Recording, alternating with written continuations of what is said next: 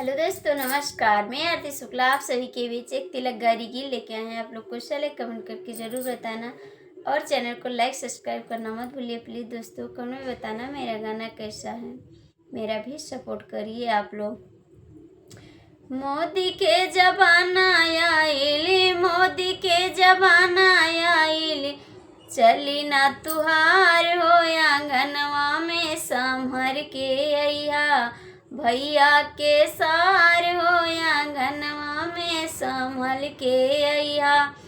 मोदी के जमाना आइल, मोदी के जमाना आइल, चली ना तुहार हो आंगनवा में संभर के अइहा, भैया के सार हो आंगनवा में संभर के अइहा। कूलर लइहा साले एसियो लइहा, कूलर लइहा साले एसियो लइहा। सोने के सिकड़िया हमरे भैया के पहनाइहा, सोने के सिकड़िया हमरे भैया के पहनाइहा। बर्तन ले अइहा साले, बर्तन ले अइहा साले, चली ना पुरान हो आंगनवा में संभल के अइहा, भैया के सार हो आंगनवा में संभल के अइहा, भैया के सार हो आंगनवा में संभल के अइहा।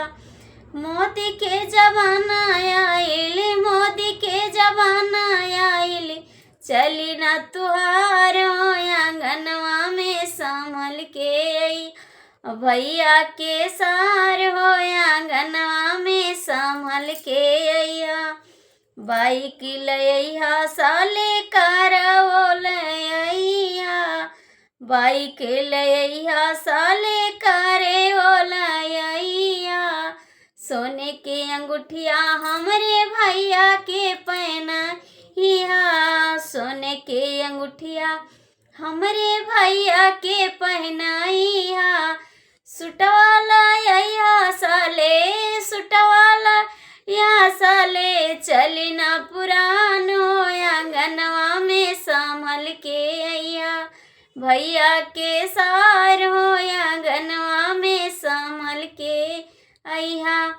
मोदी के जमाना आइल, चली ना तुहार हो आंगनवा में संभल के अइहा, भैया के सार हो आंगनवा में संभल के अइहा। मेरा गाना कैसा है कमेंट में जरूर बताना और चैनल को लाइक सब्सक्राइब जरूर करना।